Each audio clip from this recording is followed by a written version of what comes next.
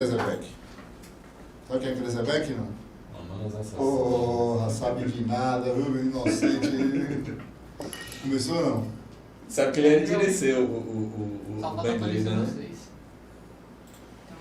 E aí, Krezebeck? Quem apareceu? Já apareceu? Não, o que você falou? Não, o cantor é de Liceu. Ao vivo. Sim. Como não? Ao vivo. Boa noite, galera. Tudo bom? Eu sou o Rubens. Rubens Mendes, trabalho aqui no comercial da Amapá. Já fiz algumas lives com vocês no Instagram. Hoje a gente está trazendo uma novidade, fazendo uma live agora no YouTube, tá? Eu queria mandar um recado aqui inicialmente e depois a gente vai iniciar com o nosso convidado hoje e parceiro também dessa nova ideia que a gente está trazendo aqui através da Amapá, tá? Primeiro eu queria falar da Skill, tá? Skill.d, o nosso curso de inglês, com 3 planos agora, 199, uma turma grande, 249 para quem quer estudar até 3 alunos, Rodrigo. Então, se você tem 3 primos, 3 irmãos, 2 irmãos e um primo, quiser estudar, junta essa galera, uma turma só entre eles, faz R$249 já com material.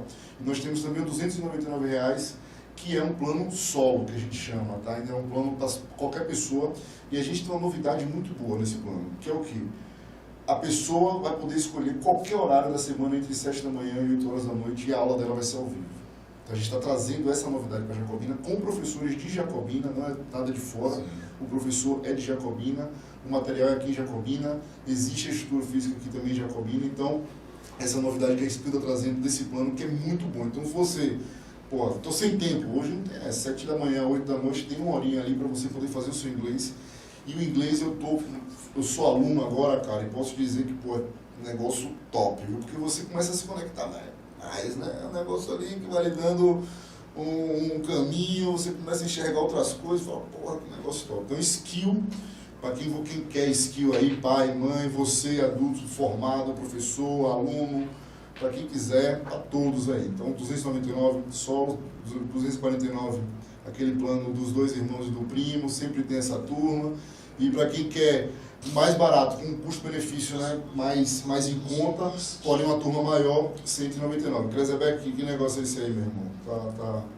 Um áudio. Beleza, massa.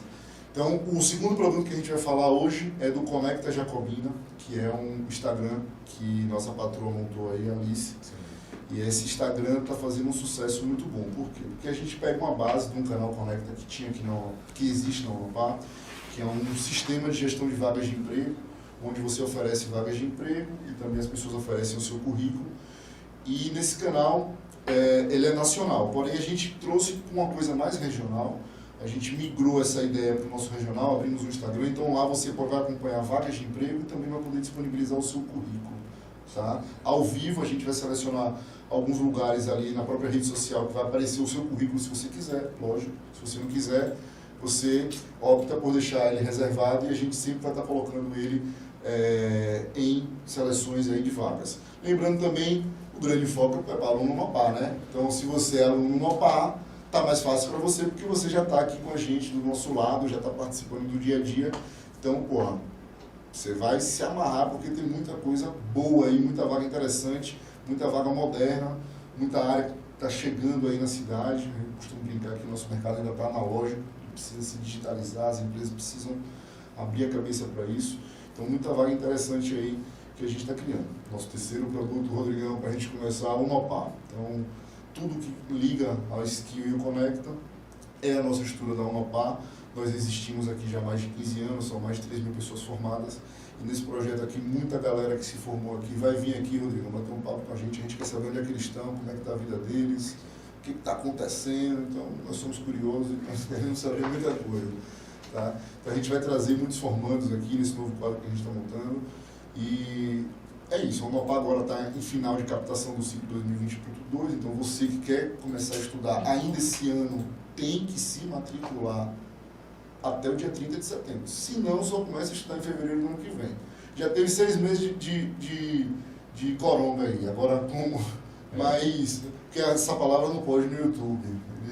Mas se bem que a gente não é monetizado, então a gente não tem problema falar. Então, mas a gente até quer passar por cima disso, quer contar outras coisas aqui e passar. Então você já veio desse momento aí que estava recluso, está saindo para o mercado de trabalho, já está enxergando o mercado de trabalho diferente, tem novidade na Unopar, tem 3 cursos aí da área de TI, que é desenvolvimento web, desenvolvimento back-end e desenvolvimento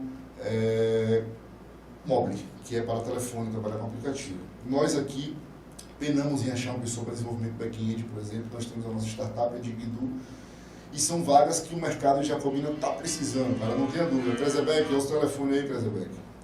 Pelo amor de Deus. Bota no mudo aí. Então, cursos novos que o mercado de Jacobina vai precisar. A gente até depois, essa semana eu participei de uma pré-seleção para um amigo nosso dessa área. Então eu indiquei para ele trabalhar num dos produtos aqui que a cidade produz. E ele sentiu o mesmo sintoma que a gente, a falta desse profissional aqui, a falta de pessoas que tenham conhecimento na área digital. Não é um conhecimento, muitas vezes, o nosso conhecimento, é um conhecimento específico, né, que vai definir tudo isso. Então, galera, tá falado aí, Skill, Conecta Jacobina e Unopar. Tudo aqui na Rua Coronel João Vieira, número 38, ou através do 74981022228, fala com a Janaína e vem aí, vem nos procurar, porque a gente está caçando vocês também, a gente quer que todo mundo estude. Beleza? Rodrigão, vamos bater um brinde aqui, meu irmão. Top. Como é que você tá? Eu queria, velho, que a gente começasse essa live aqui. Eu estou arrumando aqui, Rodrigão, porque a gente tem que criar o nosso cenário, né? A gente tem que começar a pensar nisso. Galera, aqui é Rodrigo Guerra. Ele é... Quer se apresentar melhor, né? Mais fácil. Deixa eu ver. Mais fácil. Você se conhece melhor do que eu. De certo modo, sou professor, advogado, que mais? Pai, marido, isso, filho, aluno também. Aluno, curioso. Demais. É da área aí, da área de direito, né, professor? Exato. Vou chamar de professor aqui inicialmente. Então, Rodrigão, você trabalha hoje? Como professor na UNEB. Na UNEB. Isso. Você é professor da UNEB de qual área?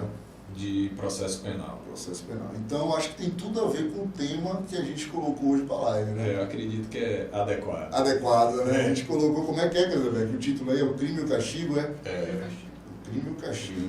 Que pergunta, né? Não é? Existe castigo sem crime, existe crime sem castigo, o que é isso? A gente não sabe. Então, vamos começar a bater esse papo. Fora isso, você já viu o direito em outros lugares, ou você é daqui da Bahia, estudou aqui, ou pôde viajar, conhecer outras coisas da sua área?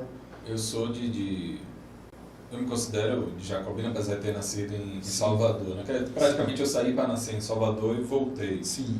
Só foi isso que meus pais já moravam aqui. Então você é da região mesmo? Sou daqui. Só que aí depois, com 11, 12 anos, eu saí e fui estudar fora, em Salvador. De Salvador eu fui para Minas. Na época a gente só tinha 2 faculdades. Quando foi aí? Foi século em passado? 94.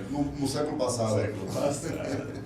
Só tinha 2 faculdades de Direito. Direito era em Salvador o quê? Era Federal e Católica. Católica, né? A Católica funcionava ali na Federação? Federação não existia, não tinha mínima perspectiva de Pituaçu. Nada, não existia nada ali, né? Aí, na realidade, eu fui fazer Direito por... Eu não tinha planejado fazer Direito. Por quê? Minha família é de dentista. Sim, seu pai é dentista, sua mãe é dentista. Casa, meu pai, minha mãe e meus 2 irmãos. Só que eu sou o mais velho. Então, teoricamente você era para receber o primeiro G ali, meu né? primeiro vestibular foi para odonto. Você passou? Não, eu fiz na Federal. Só fez Federal? Eu fiz tinha Federal. Lugar, odonto? Tinha odonto em Feira. Isso a gente está falando de 94 ainda, né? 94. 93 ou 94? Não, o Brasil já foi 94. campeão ou não? Antes do teto ou depois do teto? Tem história com esse do teto com vestibular, que eu não sei se vale a pena contar. Só pra você ter uma noção, eu tava prestando vestibular. Na final de 94, em Feira de Santana. Eu prestei um vestibular também no jogo da final do Mundial do Corinthians em 2000. Acho que foi no dia 12 de 2012, eu achei que até vai ser a minha sogra. E aí era a prova no domingo e na segunda. O jogo no domingo, tu acha que eu fui fazer a prova como na segunda? Não tinha como, ainda mais campeão. Aí depois dali eu acabei não passando em odonto. Sim. E você era bom em química, biologia, sempre gostava? gostei muito. Era uma área que você tinha... Sempre. Não era... Não, eu sempre gostei, de gostar mesmo era essa área. Eu tinha facilidade também na área de literatura, de língua, de redação, essas coisas, entendeu? De história. Tanto que quando eu fiz o teste vocacional, me deu para as duas áreas, a área de saúde e a área de humanas. Porque acho que é uma área muito conectada. Ele tende a trabalhar muito com palavras, tudo isso, o pessoal da área de saúde. E aí eu fui fazer direito fora, praticamente eu não fiz vestibular em Salvador, na época a galera ia muito para Minas, né? O sul de Minas estava na moda, Alfenas. Vassouras é em Minas ou no Rio? Vassouras é no Rio. São cidades famosas, assim, que a gente fala e lembra, remete àquela época, né? Aquele momento, assim... A onda de Vassouras veio um pouquinho depois. Muita gente daqui foi fazer em Alfenas. Em Alfenas, né? Eu fui porque tinha muita gente daqui que ia. Eu nem conhecia, nem nada. E aí você o vestibular foi em Salvador. Foi o único ano que teve vestibular em Salvador. Era tipo uma prova que fazia nos estados e aí não, você tinha que ir lá.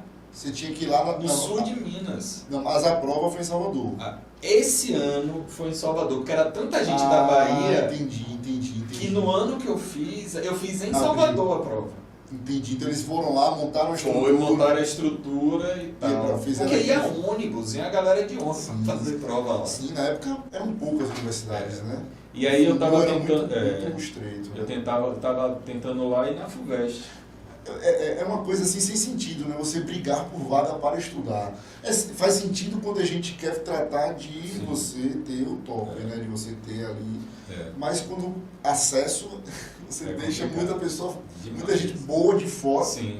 Porque não tem a vaga, né? Então você tem várias instituições. Não, e tem muita gente que faz presta o vestibular para uma coisa, às vezes não está nem muito afim, você está entrando, você não tem certeza se é raro você ter uma pessoa que entra já sabendo, eu quero isso para minha vida realmente. Tanto que eu fui me identificar no primeiro ano, eu cheguei, porque eu ia fazer, eu fiz odonto, eu queria fazer publicidade, você vê a loucura. Você não tinha o Google, não tinha um psicólogo, não tinha nada. Hoje em dia todo mundo tem um psicólogo, tem o Google, tem as carreiras no YouTube, todo mundo hoje fala. A orientação e o acesso é muito mais fácil. Muito mais fácil, né? O que você escolheu, você não passou em odonto e aí você virou a chave. Eu falei, não, odonto eu não faço mais. Ficou com ressentimento. E aí eu fui fazer direito e me identifiquei, no primeiro ano me identifiquei pra você ver que... Você fez aonde mesmo? Eu fiz em Alfenas. Alfenas. Você vê o papel, e eu me identifico muito com isso, do professor. Sim. Porque eu me identifiquei com o direito por causa de um professor, no primeiro ano. Sim. Você sentiu um pouco. Dali você... Aí eu falei, não, é isso mesmo. Qual foi a matéria? Civil. Porque eu sou assim, eu tenho uma característica que eu sou do contra. Eu não me encaixo muito, eu acho que não. Como é que tem um termo que o pessoal usa já tem um tempo? Que é quando a pessoa quer sair de moda, alguma coisa. Tem um terminho que daqui a pouco eu lembro. Sim. E então eu sempre ouvia dizer, vai entrar na faculdade de Direito, vai se apaixonar por Direito Penal. Eu acho que só de birra eu não gostei de Direito Penal. Você não... Nada. Eu fui gostar de processo penal. Todo mundo falou mesmo do jeito que penalista, sempre, teve aquele negócio, sempre né? falam isso. Era muito com delegado também, você ser delegado, você ser... Eu tinha um professor que era promotor, tinha um professor que às vezes ia até com arma na aula. Usa o backup da perna. E aí a galera se encanta, né? Mas eu fui me encantar por direito civil, não tem nada a ver. E aí eu pensei, eu estudei muito. A disciplina que eu mais estudei... Você formou quando? Terminei o curso em 99. Século passado. Século passado aí. Você formou aí, viu? Século passado. Conseguiu. Fechar o seu você fechou seu ciclo ali, deixou lá e acabou. Agora a vida aí, nova. Eu estudei muito para processo penal, porque tinha um professor que era muito exigente, era a fama dele. Eu vou estudar que eu não vou perder esse cara nunca. Sim. Só que quando eu me formo, eu me afasto do processo penal, da área criminal. Aí fui fazer uma outra área. Aí tempos depois que eu fui retornando. Você já passou na OAB, já fez a prova? Na época tinha no mesmo prova? ano. Sempre teve a prova? Não, sempre teve não. Tinha a prova. Não, no meu ano, pra você ter uma ideia, era a faculdade, eu tinha acabado de entrar. Sim. Qual o nome da faculdade? A Unifenas. Unifenas. Tinha acabado de entrar. Aí vem o MEC, muda o curso de 4 para 5 anos. Eu ia formar. Eram 4 anos? Eram 4 anos. Ah, me lembro mesmo, na Católica eram 4 anos. De 4 para 5. Eu fui a primeira turma que se exigiu monográfico TCC. Ele ganhou um volume maior. E aí e já tinha a prova da OAB. Há alguns anos já tinha. Aí eu fiz no mesmo ano que eu formei.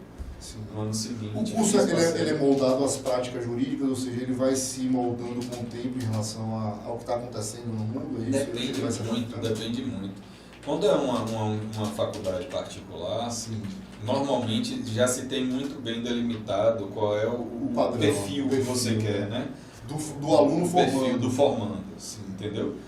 Que normalmente é voltado mais para mercado, carreira jurídica. As pessoas acham que saem cada uma formada de um jeito, mas não existe por trás uma ideia de um direcionamento nas formações. Né? Acaba influenciando muito, né? Até pelo corpo docente também. A visão do próprio professor. Demais, influencia demais. Eu mesmo, quando Isso fez você mudar para o penal? Foi o professor? O que eu mudei para... Foi mindset mesmo? Eu me reconectei com o penal foi quando eu fui para o mestrado. Quando você fez mestrado fora? Na Católica. Na Católica. Eu fiz um mestrado... Em Salvador? Em Salvador, na Católica. Era um mestrado em... Às vezes eu tenho que explicar isso para as pessoas, que é o seguinte... Tem tempo aí. Quando eu me formei... Eu senti uma deficiência em uma determinada disciplina, que era processo civil. Sim. Aí estava com 2 anos de formado, eu falei, bicho, eu preciso aprender esse negócio, porque eu não aprendi direito. Sim. Porque eu tomei trauma. A gente vai chegar no tema, viu, galera? Que é o Plínio Castiga. Mas precisa apresentar aqui, é o primeiro dia do nosso podcast, da nossa ideia. Aí até para chegar e entender o porquê. O porquê. Aí eu fiz na área de processo civil. E fiquei me dedicando, ajudava muito. O processo civil foi uma coisa assim processo, rápida processo. O processo civil é a base, vamos dizer assim. Vai me dando meu Google aí. Uma norma de processo, por exemplo. Você tem uma norma que a gente chama de direito material. A gente está aqui em uma relação de consumo. Vamos em material, muda uma palavra aí. Não. Mas o que a gente chama de direito material é quando as pessoas têm direito. Eu tenho direito a alguma coisa. Então, por exemplo, uma casa, direito de propriedade. É um contrato que você tem, aquilo ali e você é dono. Ali você tem uma relação que a gente chama de direito material. Se tiver algum problema ali, e com conflito, e você não conseguir resolver de forma voluntária, não chegar a estar no tempo, vai ter que ir para onde? Para o judiciário. Aí existe... No judiciário, a forma de você, digamos assim, apresentar o conflito, ver o que é que você quer, o que você pede, contra quem, etc. Isso é processo. Então, o direito processual, ele cuida dessas normas que dizem como deve acontecer o processo. Uma coisa é seu direito de propriedade, outra coisa é como é que isso vai ser tratado pelo judiciário. É o que está no livrão lá, que depois a gente vai trazer o livrão aqui, botar ele aqui. E outra coisa como é que isso vai ser tratado dentro do judiciário. Quais são os meios que você tem que utilizar para aqueles como é que você tem que chegar? Como é que você tem que chegar para pedir? É uma petição inicial. Tem prazo? Não tem prazo? Esse tipo de coisa. Só para a gente cortar esse tema, mas só com uma pergunta de curioso. Então existe também um padrão, ou seja, uma justiça civil com juízes especializados nisso que julgam essas matérias. Né? Sim. E aí tem essas subdivisões. Tem. Vai depender do tamanho, como a gente chama, se for na justiça estadual. Não. Depende do tamanho da comarca. Então, por exemplo, Jacobina é uma entrância final. Sim. Significa que, em tese, aqui a gente deveria ter mais juízes, mas a gente tem, por exemplo, uma vara da Fazenda Pública. Qual juiz para quantos habitantes? Você tem esse número? O número eu não tenho na cabeça aqui. Mas é baseado em número de habitantes? Ou... Pelo menos a orientação do Conselho Nacional de Justiça ele tem, tanto que na Bahia tem um déficit de mais de 200, acho que de 300 juízes. Então tem muito concurso aí, viu, galera? Deveria ter, talvez, era para ter. Então você tem um déficit muito grande.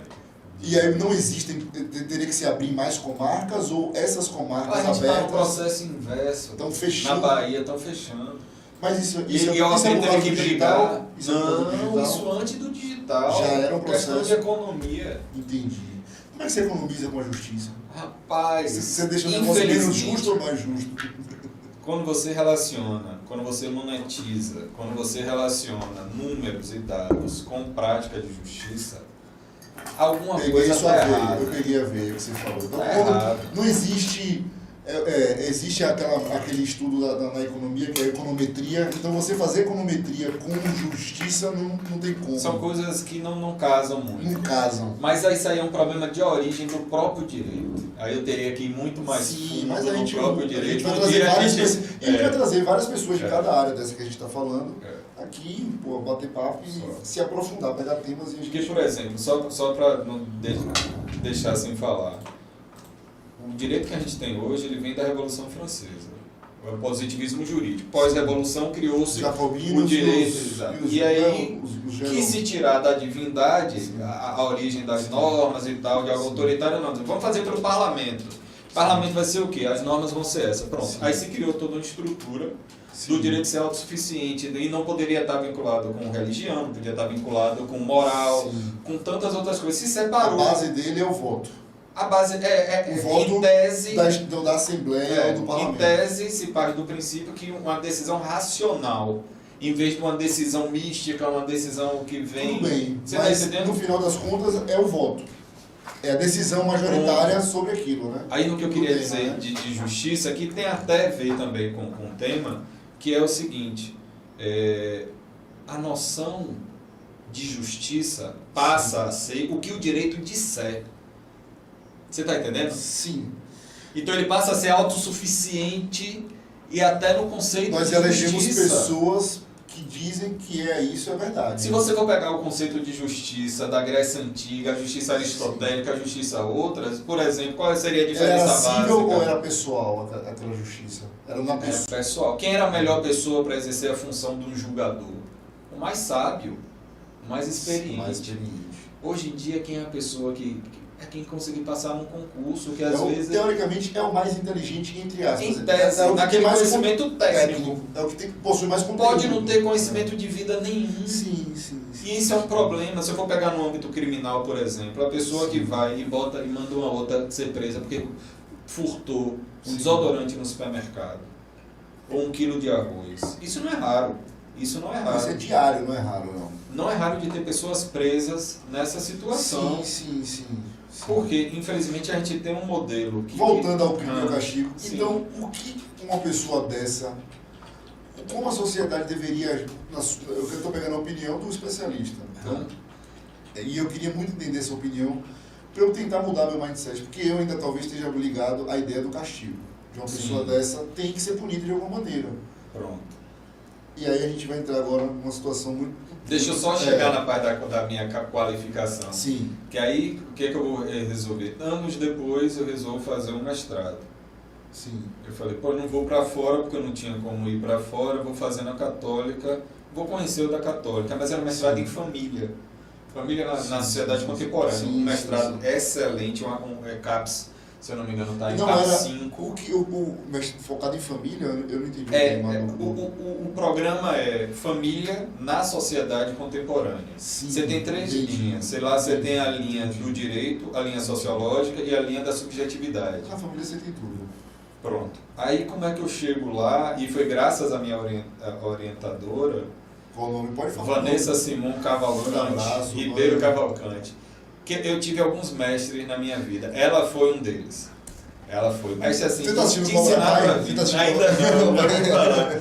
Pô, seu Miyagi, todo mundo tem. Eu tive um na graduação, que é um amigo meu, Paulo Tamburini, ele é juiz em Minas. Sim.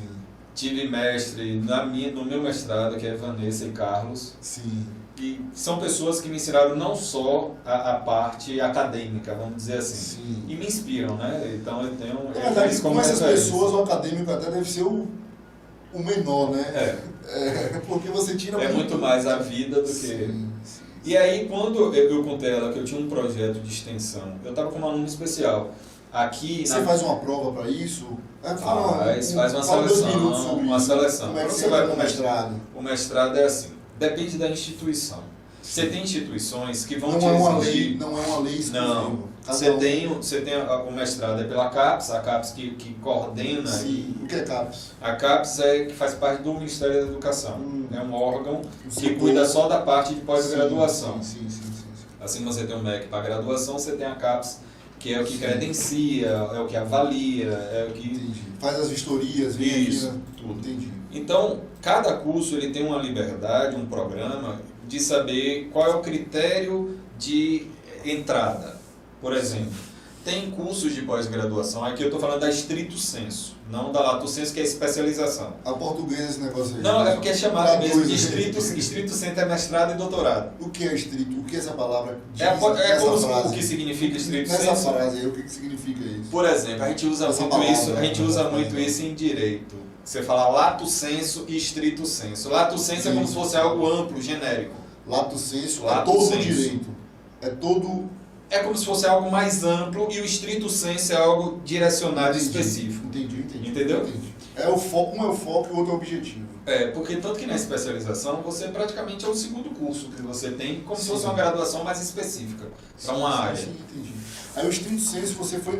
Aí no estrito sensu é o mestrado ou o doutorado. Entendi. Porque tem muita gente que acha, o pós-doutorado também é título. Não, pós-doutorado não é título. É o PhD? Não, PhD é o doutorado especificamente nos Estados Unidos. Entendi. É uma nomenclatura que os americanos Específico. tipo É igual como MBA. você tem um MBA, Entendi. mas o PhD é só nos Estados Unidos. Não é válido para aqui. Não, Em tese. Esse Ele termo, vale- o título PhD Não. é nos Estados Unidos, Entendi. entendeu? Lá as pessoas irão se reportar a você como Como PhD, Entendi. entendeu? Aqui não, aqui você tem o doutorado. Então, Mas eles são... equivalentes ao doutorado. O PhD é equivalente ao doutorado. Uma é a tradução do outro. É. E aí, tem instituições que vão te cobrar, como por exemplo a Católica. O que é que ela pede? E por que eu fui fazer? Eu tinha um projeto de extensão que era para prestar auxílio a Sim. os detentos aqui da delegacia de Jacobina. Auxílio jurídico. Auxílio jurídico. Vinculado à através do faculdade. mestrado, através do Não, mestrado. da do UNEB UNEB, aqui, sim, da UNEB, UNEB. da minha cidade. Entendi. Aí quando ela soube disso, ela falou, rapaz, por que você não faz um projeto Sim. relacionado? Por quê? Para você entrar, por exemplo, no mestrado da Católica, assim como é o da UFBA e de outras instituições, você já tem que apresentar um anteprojeto. Você já tem que É uma demonstrar defesa do seu projeto. que você já tem um norte, vamos dizer assim. É um projeto pré-executivo, não é um projeto que você toca na obra, é Não. aquele que você conversa antes Tanto na que, sala. tanto que muitos Entendi. projetos, você entra no programa e muda radicalmente. Eu mudei o meu. Ele se adaptou, o programa Porque se adaptou à realidade. vai depender do seu orientador. E o orientador pode te mostrar uma coisa, por exemplo, Sim, aí sim, vai sim. entrar exatamente no... Então isso é aprender, no né? tema. Essa é a parte do aprendizado, né? Aí agora eu entro diretamente no tema. No tema. Aí eu entro para fazer o meu anteprojeto, que foi aprovado, e Vanessa foi ser minha orientadora, era para analisar Sim. a situação da relação. Porque o mestrado em família você vai falar de delegacia. Porque eu ia analisar a relação, como era que se dava dos familiares com a instituição, com quem estava lá dentro. Através de entrevistas? Ou de acompanhamento? Seria através de entrevista, né? Pesquisa empírica, como a gente chama. Ia ter que entrevistar. No primeiro ano do mestrado, eu acabei fazendo mestrado em 1 ano e meio. No primeiro ano do mestrado... Isso quanto tempo demora? Né? Não, porque o mestrado são 2 anos no máximo. Pô, parabéns. É porque eu também tinha outros planos. Porque tava eu mudado. emendei o mestrado com o doutorado, então eu saí correndo do mestrado para ir para Portugal. Sim, você Entendeu? Eu fui para chegar lá, Coimbra. tem muito Eu fui tempo pra ainda. Coimbra. Mas aí eu já entrando no tema aqui, quando eu estou no primeiro ano, ela era professora, já é falecida. Sim. Cláudia, é porque eu sou péssimo para guardar nome. Eu sei que ela me chamou para dar uma aula numa especialização. Aonde? Lá em Salvador, Tudo para um Salvador, pessoal, por enquanto. para um pessoal da Justiça, era da Justiça? Era de alguma dessas Você tinha secretarias quantos do anos de Estado. formado nessa época? Não, porque eu fiz o mestrado tarde. A especialização... Você já tinha experiência de vida. Já, eu fiz o mestrado, eu fiz em 2013. Entendi. Eu formei em 99, 2000, eu fui fazer a especialização. 14 anos. 14 anos depois. Entendi. Por 3 quê? Copas do Mundo. Eu fui fazer a especialização 2 anos depois de formado, só que depois teve esse ato. Aí eu falei, não, deixa eu concentrar na área acadêmica. Eu já tinha entrado na UNEB, Eu falei, não, eu tenho que fazer. E eu quero fazer. Beleza. Aí nesse primeiro ano ela me chama para uma aula lá para esse pessoal. Não é a Cláudia, você esqueceu o nome. Depois eu lembro. Tá esquecido, eu me comprometo em esquecer. esqueci. E aí nessa aula ela comenta um projeto de Minas Gerais que eu não tinha noção que existisse isso. Que é, para quem quiser pesquisar, chama Minas APAC. são 800 municípios. Chute aí qual é o município aí. Não, esse era de Contagem. Contagem, Minas. Essa instituição. Eu não conheço. Só que ela me chama, ela diz assim, comenta lá na aula. Vocês conhecem a APAC? A APAC, eu não faço ideia. A APAC é o termo da instituição. Entendi. APAC. Não, mas traduz o que significa. É a Associação de Proteção e Assistência ao Condenado. Se eu não me engano. Se eu não me engano, é isso. É público. É algo eu vou lhe que o dizer Estado como fornece. Aí eu fui atrás da APAC, porque ela contou uma história. Ela chega assim, é nacional? Hoje é internacional. Internacional. Ela contou essa história que eu falei. Então, não é do Estado. Então é uma não, ela já se internacionalizou. Entendi. Ela contou essa história, eu falei, isso é mentira. Qual é a história? Ela conta a história, ela tinha mandado um e-mail depois da aula. Que ela mencionou, é uma instituição que não é gerida pelo Estado, você tem um convênio com o Estado, que tem um número máximo de pessoas que vão cumprir pena lá. Tem modelos, então no máximo são 200 por unidade, é o máximo. Isso foi construído assim ou adaptaram uma cadeia que já existia? Começou com uma cadeia. Em um lugar então. Aí ela contou essa história, ela falou, não tem ninguém armado, são os próprios presos que têm a chave das celas, do portão, de tudo. Eu falei, nossa, bem norueguês isso, né? Isso no Brasil. Bem dinamarquês isso. E eles dizem que tem um índice que eles apuram dos que voltam a cometer crime de menos de 15%. Eu falei, rapaz, no Brasil a gente não tem nenhum instrumento de apuração de reincidentes no Brasil. Instrumento técnico dizia assim, não, a gente tem uma pesquisa... Como é que sai o número no Jornal Nacional? Rapaz, um dia eu vou falar sobre como é que é esse negócio, para você ter uma noção. A econometria da justiça. Vai ser um complicado. Faz um corte aí depois da economia da justiça.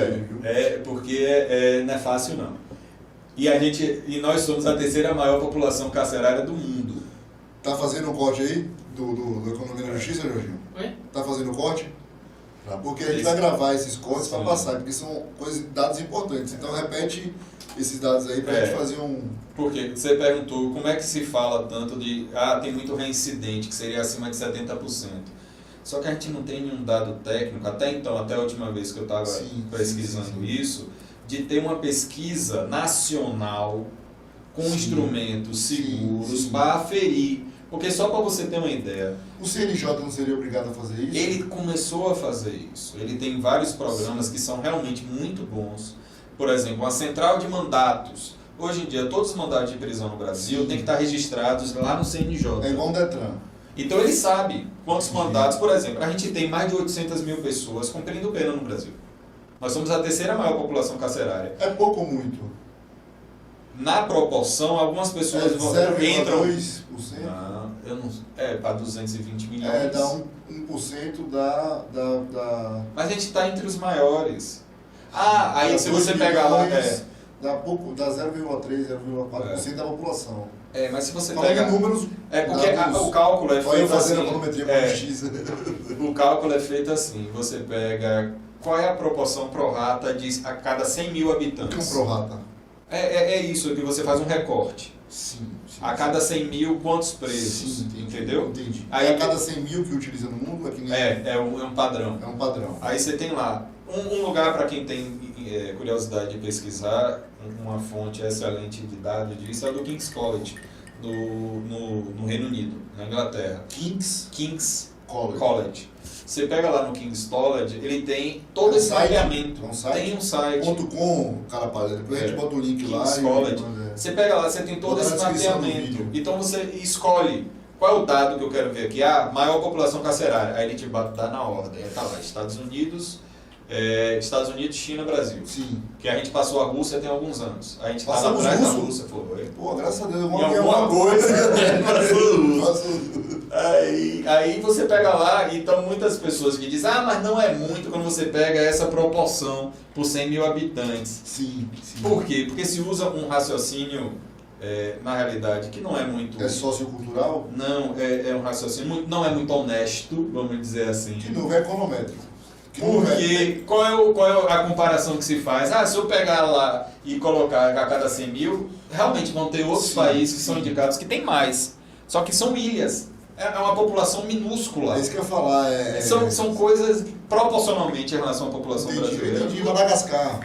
Se você quiser, depois eu te digo qual.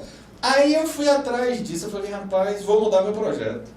Eu vou atrás dessa instituição, da APAC. Aí eu mudo o projeto lá, junto com a orientadora, e falo, não vai ser mais em Jacobina, eu quero investigar essa instituição lá em Contagem, Minas Gerais. Fiz o projeto e tal, e fui lá para visitar, para entrevistar os presos, entrevistar a família. Você teve essa relação ali com eles. Fui para fazer isso, porque qual era a minha Você fazia o acompanhamento de pesquisa. longe ou você se envolvia ali no... Não, eu fui para conhecer a instituição. Sim. E realmente é... Eu nunca entrei na cadeia. É outra realidade. A Alice já trabalhou como estagiária na época de cadeira em Bangu. Um dia ela vai me contar essa história aqui. Mas ela foi estagiária em Bangu, Calapalha. Ela pensou que era brincadeira. A chefe, a patroa é brava. Aí eu vou lá para conhecer. Sim, a instituição. E eu falei, não, tem alguma coisa aqui que eu tenho que ir atrás. Resultado. Só contar a história dessa instituição, que você tem uma noção. Ela surge no interior de São Paulo. Década de 70. Se eu não me engano, é em São José do Rio Preto. Qual é o modelo que ela surge? Ela surge para fazer um anexo a uma delegacia, para que os presos tivessem aula, trabalhassem. Então, o primeiro modelo delas é fazer isso. Um verdadeiro reformatório. Porque tem um cunho religioso fortíssimo. Dentro das igrejas. Da pastoral carcerária, por exemplo. Entendi. Entendeu? Mas esse projeto. Isso é ligado a uma religião ou diversas religiões? Não, lá se permite diversas. Mas uma se sobressai em relação às outras. Que é a mais forte, porque tem algumas ramificações. Né? Resultado, hoje em dia você tem praticamente no Brasil todo, na Bahia não conseguiram trazer para a Bahia esse modelo, não aceitou. O estado que mais tem é Minas Gerais. Aí é decisão do executivo. Mas eu não deveria dar essa opinião através de um voto ou através de algum referendo? É o executivo que define. Não passa por assembleia. Aí eu não sei como é que foi feito um vereador, em Minas. Um deputado estadual. Eles têm um convênio isso. com... Lógico, o executivo vai entrar, mas o convênio deles lá em Minas, por exemplo, é com o Tribunal de Justiça. Eles têm um projeto, o Tribunal de Justiça tem um projeto, Novos Ele faz diretamente com os órgãos. Diretamente. Ele trabalha diretamente Tanto com os que, órgãos. quem é que vai para a APAC? Então aqui a Secretaria de Segurança Pública que não quis fazer eu não sei como é que foi essa decisão política, eu não sei, não entrei nesse meandro. Não entrei nesse meandro. Eu não estou dizendo que a APAC é a solução, não, pelo menos é algo. É mais uma coisa. Tem vários problemas. Eu conversei um dia Teoricamente, aquilo ali tudo é um problema. Desde quem está ali dentro até quem está tomando conta. Eu empolgado, né, na época que eu fiz, aí fui conversar com o Luiz Carlos Valoar. Mandei uma mensagem para ele. Ele é um juiz em Manaus. Sim. Se você jogar lá no Instagram dele, você vai ver Manaus que ele deve ter uma... Ele é faixa preta de jiu-jitsu. Cara, bravo. É bravo. Gente boa demais, Eu conheci ele por conta desse outro meu amigo, o Paulo, que eu te falei, que foi um dos meus mestres. Eu falei, Valoar, eu tô indo ver a PAC, ele já me jogou um balde de água fria. Ele estava pesquisando, ele estava no doutorado na USP. Sim. E o livro dele é fenomenal. Vou até lhe emprestar. Quero ler. Que é O Direito Penal da Guerra às Drogas. Mas isso foi a tese do doutorado dele. Mas é literatura... Não, é de fácil leitura. Não é fácil leitura. Técnica. Não, fácil leitura. Eu não quero concorrer, inclusive, a prêmio Jabuti e tal, de literatura. Muito bom, muito bom. Entendi. Aí ele falou, rapaz, eu tenho minhas reservas, eu não... Aí eu comecei a parar, mesmo. Às vezes a gente empolga, né, com quem está estudando. Aí depois eu passei a enxergar melhor alguns problemas. Mas, pronto. Aí a concepção de castigo é outra. Você está entendendo? É outra. Pelo menos nesse sistema, é outra. Não é aquela punição da masmorra, né? Não. Não é mais a masmorra, né? Ah, porque masmorra, na realidade, é um reflexo de quando a prisão não era uma pena. Era um castigo. Era uma antessala do inferno, vamos dizer assim. Era um purgatório em vida. Porque a pessoa ficava ali aguardando para ser executado. Você está entendendo? Entendi. Basicamente é um curral. A prisão como pena, como a gente tem hoje, ela é muito recente. Ela é muito recente. Tem gente que diz que... Eu assisto filmes americanos de 1930 que eles assaltavam bancos e eram presos. Ou o pessoal lá do... Eu esqueci, lá do Texas. Na época de Al Capone? Não, antes disso, que é aquele povo lá, os cowboys que eram presos, que iam o xerife, acho que 1700, 1800. Não, tem alguns pesquisadores que eles vão dizer que alguns utilizam como parâmetro a obra, o estudo de Michel Foucault. Ele vai falar da mudança, o nascimento da prisão, que seria século XVIII, se eu não me engano, século XVIII. Então o tal do Foucault, ele que é famosíssimo, todo mundo lê, eu não li, eu falei... Quem é do direito e nunca leu Vigiar e Punir de Foucault, praticamente não... Tem algumas obras que são clássicos, Sim, entendi. E ele traz uma visão do nascimento da prisão, que no entender dele a prisão nasceria porque antes a prisão era só uma contenção para depois você executar a pena, esquartejando, enforcando, seja que os americanos ainda fazem ali em alguns lugares, né? E ele diz, não, a partir dali, de determinado momento, se acaba com essa pena cruel do corpo do indivíduo e você vai atrás da mente dele, que vai aprisionar, para controlar a mente dele. E fala de outras coisas, do biopoder e tal. Beleza. Tem outros que eu já ouvi quando eu estava fazendo minha pesquisa, inclusive para o doutorado, que já tem indicativos que na Grécia Antiga você já tinha pena de prisão. Em Platão, tem um livro de Platão que ele vai mencionar. O filme famoso de Hollywood, como é o nome do ator famoso? De quê? De prisão? O que se passa no Coliseu, eles eram praticamente presidiários. Gladiador? Gladiador, eles não eram praticamente presidiários. Mas aí eles estavam para cumprir uma pena, qual era a pena? Ou era escravo. O escravo era nessa época, então o escravo poderia ser diferente do prisioneiro. A própria concepção de escravo vai depender da época e do lugar. Entendi. Diz que a palavra slave vem do eslavo. Que vem lá dos povos mais nórdicos, etc. Porque a concepção de escravidão, me desculpe os historiadores se eu estiver falando besteira. Olha o corte aí, Você sempre depois pega o cortezinho, 10, 8, depois você corta, e aí, para não ficar puxando, entendeu, Casabeck? Porque, por exemplo, a escravidão na Europa... Sim. Você tinha uma outra concepção da escravidão que vai surgir por conta da Revolução Industrial e o mercantilismo, que vai vir para a América. A escravidão foi o princípio do castigo? Não. A escravidão, quando você tem, por exemplo, na Europa, a depender da época, em Roma e tal, era por dominação. Então, um povo que dominava o outro na guerra, ele tornava os outros escravos. Mas pode ser que em determinado momento futuro, aquele povo que foi dominado conseguisse ou se juntar com outra galera ou dar o troco e escravizar de volta. Existia uma liberdade ali. Um certo respeito, vamos dizer assim. A escravidão que vai ser utilizada pelo... O Paulo Alexandre ele fazia isso, ele ia absorver a cultura de todos os lugares. Porque você absorvia e você apreendia aquilo. Quando você tem, com a coroa britânica, com a expansão, né, marítima, aquilo tudo mais, nas Américas e tal, e quando vem para a colonização... Eu acho que foi a grande puxada, isso é uma puxada galega, viu, galera? Lá veio lá dos portugueses e dos galegos espanhóis. Exato. Quando você vem para a América, a escravidão que é explorada é outra. Não é escravidão de você... Ou você imagina que o negro ia ter voltada para o trabalho. Não, foi de subjugação mesmo. Você, praticamente, destrói ou simplesmente desconsidera a humanidade daquele povo. Não só a identidade da raça. Tudo. É muito mais cruel do que você tirar... Você tirava, tanto que ele era propriedade. Era propriedade. Quando tem a abolição no Brasil, os abolicionistas e os anti-abolicionistas, uma das grandes reivindicações dos anti-abolicionistas é saber, eu vou ser indenizado dos escravos que eu vou ter, porque era Eu não propriedade. estou dizendo que está certo, mas teoricamente era a justiça da época, né? Era propriedade. O negro não era considerado que não tinha alma. Entendi. E várias outras coisas, não é o tema daqui, mas vamos voltar. Não, mas isso é todo o tema. O tema Não, é... isso aí deriva para muita coisa que a gente tem, e às vezes eu não sou o melhor para falar sobre isso. Mas e quem é melhor de falar? A gente vai falar tudo que a gente quiser falar aqui. Mas aí... O podcast é pra isso aí. Pronto. A prisão, então tem alguns que vão dizer, por exemplo, foi a igreja que criou. Tanto é, deixa eu lhe explicar, a igreja, quando eu digo igreja, é a igreja romana. Bem localizada, igreja romana, Idade Média, que já era tudo cristã. mais.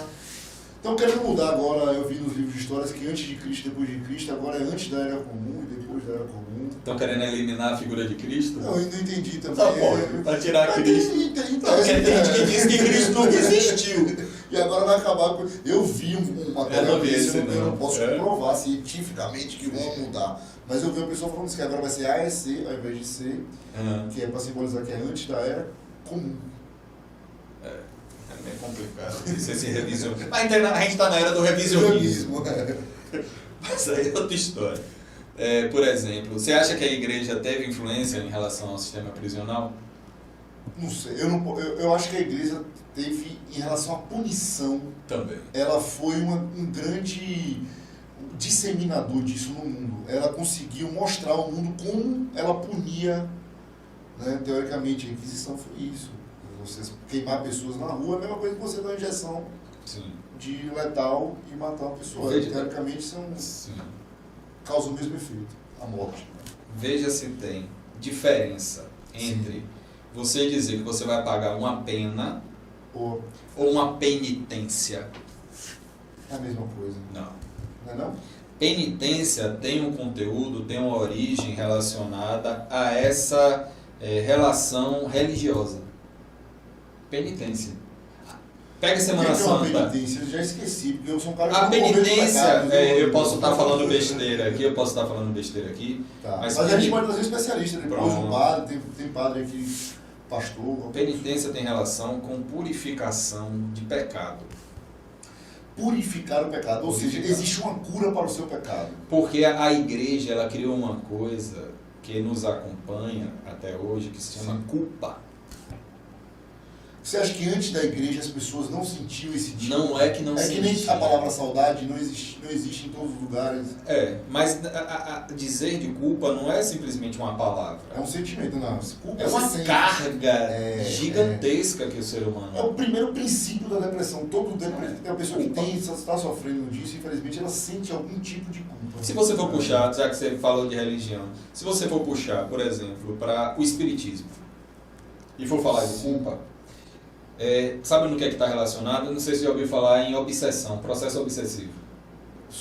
É processo que chega até o ponto de dominação de um espírito ou de uma pessoa sobre outra pessoa. Sim. Processo psicológico. Sim. Sabe qual é a porta de entrada que eles dizem para você conseguir fazer um processo de dominação desse ou de influência? Ou seja, uma terceira pessoa ir lá e manipular a outra. Como diz o povo vulgarmente, entrar na sua cabeça. Pronto, perfeito. Entrar na sua cabeça. Entrar na mente. Começou a mente. Culpa. Ou seja, a pessoa já tem o Já gatilho. dá a porta aberta, porque como eles dizem, ninguém entra se estiver fechado. Aquela história... Perfeito. Aquela história... O corte, ele pegou o corte, cara. Perfeito. Aquela figuração do vampiro que só entra na sua casa se você convidar. Sim. Então a culpa é uma porta aberta para a galera entrar na sua mente, por exemplo. Porque você se sente vulnerável, culpado e com a consciência pesada. Não é nem a culpa, se sentir culpado. Exato. Aleatoriamente. Que Você é o que abre a guarda, se você se sente culpado com alguma coisa, você aceita o castigo. Entendi. Você não aceita? Lógico. Você quer resolver aquele sentimento, aquilo que você está sentindo, você quer tirar aquilo. Então, a primeira solução você Que pega, vier. né? Ou é a automutilação, ou é a pena, ou outra. Sim. Então, a influência da igreja. Hoje isso mudou um pouco muito para consumo. Sim, comida, várias formas de autodestruição. Sono, Ou de compensação. de né? compensação, várias coisas do nosso dia a dia trânsito, qualquer coisa. Só para fechar esse ponto da influência da igreja. O termo penitenciária vem disso. De penitência. De penitência. Pô, rapaz, É quando você muda. Quando você muda o conceito de pena como resultado, sanção, para um conceito altamente de religioso, né? Para você muda o conceito para penitência. Penitenciária. Penitenciária. Cara, eu nunca Se você tive uma estuda, raiz se disso, o aluno estuda, quando o aluno vai estudar direito penal, Sim. aí você pega lá em direito penal, crime doloso e crime culposo, você vai estudar a culpa. Que, de certo modo, tem um componente relacionado com essa culpa Entendi. Da igreja, da religião. da religião. Mas isso é porque a nossa construção social, ela é altamente cristã. Nós vivemos num país O latino, cristão, principalmente. e a nossa Nossa. grande ilha chamada América foi colonizada por cristãos que vieram aqui, fincaram a cruz, e eu não sou cristão hoje, mas fui batizado, fui crismado, passei por todo esse processo. Eu também. Não Crismado eu não fui, eu fui primeira comunhão, eu fui até a primeira comunhão. Eu escolhi o meu padrinho na época também, fui batizado mais velho, já com 8, 10 anos, algo desse tipo.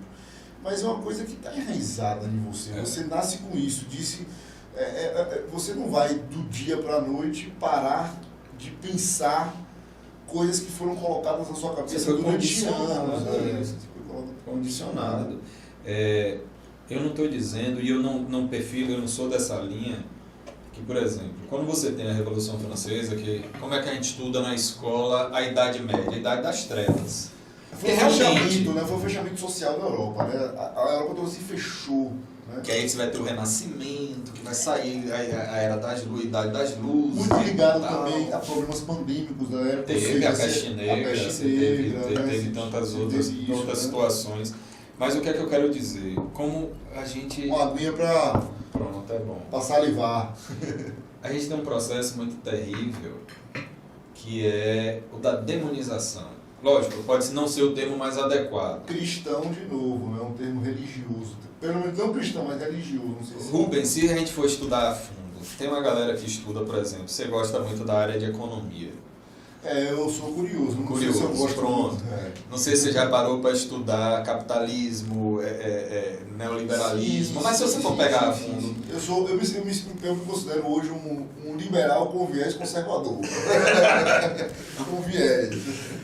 Se você for pegar, tem uma linha que estuda, lógico, uma linha crítica ao sistema capitalista, uma linha que vem da escola de Frankfurt, na Alemanha, uma galera e tal. Eu já não... Mas entenda que tem obras e tem indicação que tem gente que compara, não estou dizendo que é dessa escola não, viu? Sim.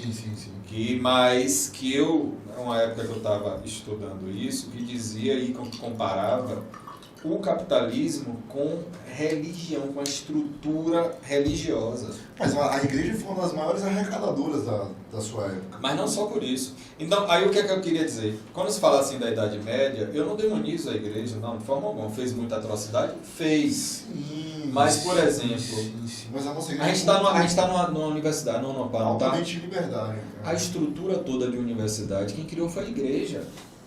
Na Idade Média. É da igreja. O ensino dogmático, você tem que botar a pessoa num lugar. Exato. dar A livro disciplina, ela, olha o termo. Disciplina. Né? Colocar Você tá uma entendendo? pessoa na frente dele, tutoriar. aquilo. Exatamente. Alguém que vai lhe passar o conhecimento, Sim. o saber, etc. Não, é a estrutura de universidade mesmo. Depois de, sei lá, 100 anos depois de Gutenberg, ainda só as igrejas talvez tivessem pessoas que lessem alguma coisa. As pessoas não Já viu, já assistiu O Nome da Rosa? Já assistiu. Pronto. Era princípio de vestibular, todo terceiro ano tinha Exato. que ler e assistir o filme, né? Conhecimento é poder. Sim. A briga que Lutero teve com a igreja e que ele consegue fazer, ele faz a primeira tradução na época para uma língua que o povo entendesse a Bíblia, porque a missa era rezada em latim. E o povo não sabia. Ou Ou seja, o controle do conhecimento não é só feito pela igreja, é feito até hoje. É uma forma de dominação. Se a pessoa não sabe aquilo, não entende, eu acho que não domina. a gente não tem mais, talvez, desculpa, entrar no... Não, mais o controle sobre o que a gente está... A quem a gente está ensinando e o que a gente está ensinando. O YouTube hoje, você vai, qualquer pessoa... Não, você tem acesso. Agora, qual é o problema hoje? Você tem acesso a tudo, praticamente. Até documento secreto, o Wikileaks joga na onda. Os próprios governos divulgam. Agora, uma questão é, se você não foi educado a filtrar, você está aqui, ó, no mar, no mundo. Se você não foi educado a filtrar e não sabe o que é que você está buscando... Ninguém nasce com uma peneira, né? No ouvido, né? Ou então você não sabe o que é que você... Tem um mínimo para saber, não, eu quero aprender, eu quero tal. Você não tem um direcionamento, você não tem filtragem. Isso também é um dano que pode ser muito grande, pô. Sim. Porque hoje em dia o acesso à informação, sem você ter um mínimo de educação e filtragem para isso... E você ter pessoas sem conhecimento, sim, você aumenta a quantidade de crimes, aumenta assim, a quantidade de castigo. Mas você acha que, aqui já voltando para um tema, eu vou lhe fazer uma pergunta. Você acha que a previsão da proibição ou um crime, vamos tipificar um crime como a gente chama, diminui a prática dele? Primeiro, o crime, vamos falar antes de falar isso daí, porque você é professor de processo penal, que não é criminal. Direito criminal, em tese, é uma parte do Ele direito. faz uma parte. Tem muita gente que acha, professor de... Eu nunca entendi, você me explicou de aqui. penal é a mesma coisa. coisa. Cara, eu depois para entender o que é direito processual. Você assistiu algumas aulas de ouvinte, curioso, e depois que eu fui entender que, na verdade, você tem a lei e depois você precisa do advogado para construir as escadas para chegar até aquele lugar que você precisa da lei. Então, o processo penal é essa construção diária que você faz do processo, de pegar prova, materializar, tudo isso que você constrói alguma coisa. Para aplicar uma pena, por exemplo. Mas isso é um ramo, não é uma função. Por exemplo, o engenheiro não precisa seguir esse processo, precisa seguir, junto ao CREA tudo. Mas, teoricamente, ele não precisa estar ali então, amarrado a essa questão dessa... É assim, se não for assim, não vale, o crime não vale, ou o castigo não vale, por exemplo, a pena não vale. O processo, ainda mais no âmbito criminal, é um jogo. É um xadrez, né? Tem regras. A questão é, você tem que cumprir as regras. Então existe um ganhador e um perdedor. A depender da ótica, a depender da forma que você enxerga. E que nem sempre isso pode ser... vamos dizer assim, eu esqueci essa palavra agora. Mas se você pode ter um ganhador e um perdedor, mas nem sempre é justo. Não. Aí eu volto para aquela outra situação da noção de justiça, que eu não falei. Não. A noção de justiça na Grécia Antiga era uma. A noção de justiça que a gente tem outra é o que o direito disser. Então, se o direito disser que é justo aplicar uma pena, digamos, de 40 anos de reclusão para alguém, você não discute justiça. A justiça, ela é a favor do tempo ou ela é contra o tempo? Por exemplo, eu acho que nós vivemos com leis muito velhas. Por exemplo, Código de Processo Penal, que é o que rege toda a estrutura, é 1941. Você mudou a forma de se comunicar. 1941. Meu Deus do céu, 1941, você estava em plena guerra. Segunda Guerra Mundial. Os Estados Unidos estavam entrando, Pearl Harbor. Segunda Guerra Mundial. Como é que pode, velho? Como é que a gente pode se basear em punir uma pessoa hoje por a cabeça de alguém que está lá em 1941? O Código de Penal, que é o que vai ter boa parte, ou grande parte dos tipos penais que vão servir para a pena e tal, para aplicar, também é dessa época. Lógico, a parte geral, que é a parte mais teórica da coisa, é de 84. Mas o resto, o corpo dele. Por exemplo, a previsão, matar alguém, pena lá de 6 a 20 anos, isso tudo é... Tem que se concordar que muita coisa não mudou. Matar ainda é ofensivo à humanidade, tudo isso. Mas as relações mudaram. Totalmente. O tipo, a comunicação, principalmente, mudou. E você comunicar um crime hoje é muito mais fácil do que basta você ter um telefone. Então, talvez uma foto da pessoa cometendo um crime, já deveria esvaziar, em tese, todo aquele circuito do processo penal. Ou seja, o processo penal se tornaria desnecessário, você acha? Em tese, para algumas coisas, eu acho que sim. Mas você acha que uma foto tem a capacidade de revelar tudo o que aconteceu ali? Talvez. Aí a gente entra numa outra parte da tecnologia, que são as manipulações. Não estou dizendo nem manipulação, digamos que a imagem é real. não foi manipulada. Não. Você tem uma foto, a pessoa disparando. Tem três momentos da foto. O antes, o durante e o depois. Sim. Eu acho que o durante é incontestável. Em tese. Até porque foto é parada, é ângulo. Você tá entendendo? Não, tem um ângulo. Tudo bem. Mas se tiver uma foto de um outro ângulo e mostrando outra coisa? Um exemplo, mataram o jornalista da Band. Eu não vi não, foi a... Não, nos Black Blocs na época lá. Ah, sim. Alguém tava tirando o rojão. Ah, que foi do olho? Acho que matou, né? Acho que pegou na câmera. Eu acho que eu lembro dessa história. 2013, não foi? Eu não lembro muito do crime, mas eu tô contemporizando porque naquele momento o que matou ele foi um rojão. Sim. E tinha uma pessoa naquele momento, então se pega aquela foto, não tem como você não dizer Corinthians jogando na Bolívia. O rapaz jogou o rojão. A foto foi Você separou aquele momento no tempo, você resolveu o crime. Tem alguns aspectos que, por exemplo, uma imagem, uma filmagem, uma foto, não vão... E até porque, independente de outra forma que você queira demonstrar, não vão mostrar. Porque tem uma coisa no direito penal que vai influenciar se foi crime ou se não foi crime, que é a intenção. Como é que você vai apurar isso? Você vai ter elementos externos, sinais que vão dizer, não, a pessoa realmente queria praticar aquele crime, por exemplo. Eu acho que a intenção... E é relevante para dizer se a pessoa é culpada ou não. Talvez seja uma das peças mais relevantes, mas eu acho que o que vocês chamam de pegar na hora, você vê a pessoa cometendo um crime... Vou citar um exemplo que acabou tendo repercussão nacional. Sim. E envolve filmagem. Sim. Kátia Vargas. Tem a filmagem dela batendo na moto.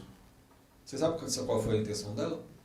Era realmente atropelar os meninos? Não era atropelar? Porque foi a discussão que teve no juiz. Mas ali tem a segunda parte que eu acho que é incontestável. Quem está ao redor. Alguém viu aquela coisa.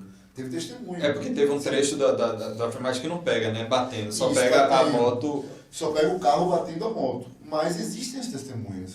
Você estava num ambiente muito... eu não vi, porque eu não acompanhei o júri. Não, eu também não acompanhei. Mas eu só estou querendo existiam citar como outros carros, exemplo... pessoas. Eu só estou citando como exemplo porque Sim. uma filmagem, às vezes, não revela qual era a intenção. Entendeu? Eu acho que, tipo assim, a filmagem não resolve tudo. Ou a foto não resolve tudo. Mas ela diminuiria, por exemplo, muito... Não, hoje em dia... Do problema que é você ter falta de pessoas para a quantidade de processos que existe no país hoje, né? Hoje em dia, a tecnologia, graças à tecnologia, a apuração... muita coisa está aparecendo que não aparecia. Por exemplo, as mortes nos Estados Unidos que estão envolvendo a situação e a discussão sobre racismo. Sim, se não tivesse uma filmagem, não tivesse uma foto, aquele jamais ia aparecer. Aquilo ali foi um absurdo. Ou muito dificilmente ia aparecer. Não é o que eu estou dizendo. Sim. Muitos dos casos, e não vou nem falar do Brasil, porque isso aqui acontece à torta e à direito e não aparece. Sim. Mas, lógico... Isso é recorrente em qualquer lado da sociedade. Sim. Tanto o Estado fazendo isso, quanto as pessoas fazendo isso, uma contra as outras. Se você for pegar o que a gente chama de cifra negra. O que é isso? Cifra negra é quando você tem uma apuração da, por exemplo, quantidade de crimes praticados em determinado local. Pegar de homicídio. Se for fazer um levantamento, quantidade de homicídios em Jacobina, por exemplo, ou em Salvador. Você tem uma apuração, como é que você vai apurar esse número? É o número que chegou. Homicídio é até em tese seria mais fácil. Por quê? Porque ou vai ter um registro na delegacia, por exemplo, ou você vai ter um registro no sistema de saúde, pelo SUS. Que vai lá atestar da causa morte e homicídio. E esse talvez seja o melhor lugar, porque o cara já descreveu tudo ali, como é que o cara morreu, já fez autópsia, já diz tudo, né? Pronto. E você ainda tem um controle maior. Mas vamos imaginar outros crimes. Mas mesmo nas hipóteses de homicídio, quantos desaparecimentos na realidade são homicídio, mas você nunca achou o corpo, nunca foi? Você está entendendo? Quantos que simplesmente somem? Então... existe uma consideração em relação a essa apuração de quantitativo de crime, vai dizer, são cifras negras, ou seja, que não vão aparecer. Então o advogado, por formação, ele é um pouco também de policial. Ele tem depende da área que ele vai. Mas você tem um quê de investigador. vamos dizer assim, não policial crime, mas policial a partir do momento de investigar o que está acontecendo. O cara não é para compreender, né? Então o advogado ele coloca isso que está acontecendo de palavras. E naqueles todos os termos que vocês utilizam, que, pô, depende de cada um, não, de vocês. Mas depende. Eu, por exemplo, nas tem minhas gente que escreve em latim, eu falo, não é possível, velho. Eu sempre tento passar isso para os meus alunos, e ainda mais nas minhas petições, eu tento ter a linguagem mais simples e mais a sua área é direcionar entendível. essa galera que escreve petição, né? Não, que aí seria a parte de prática forense, não, eu não tenho aula, mas quando eu posso, eu dou algumas orientações nesse sentido. Entendi. De ser o mais direto, o mais objetivo possível. Porque, por exemplo, você chega uma petição, como eu vejo algumas vezes, 100 páginas uma petição, você vai ler. Eu, às vezes, tenho que ler, porque como advogado de alguém, eu tenho a obrigação de ler. Mas o juiz vai ler. Mas isso não deveria... Às vezes, uma vara que tem 3.000 processos... Não tem um limite? A lei não... Não, a lei não limita, mas às vezes tem juiz que está mandando, conserte esse negócio aqui, reduza, porque está inviabilizando, inclusive, a defesa.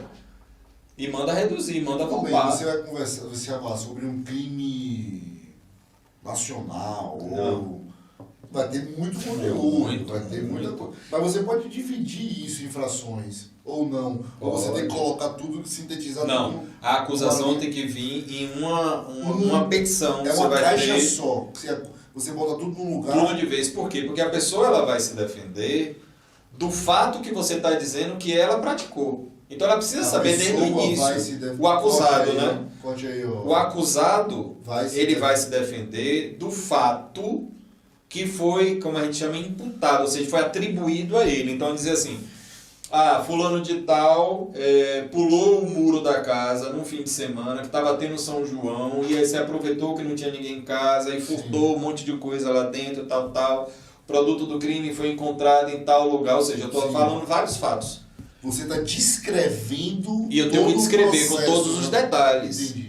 Eu, acusação, no caso aqui, é o Ministério Público. Você, na verdade, você não escreve, você transcreve. O quê? Porque alguém tem que dizer para você o que aconteceu. Você não estava na hora do crime, você não cometeu o crime. Exatamente.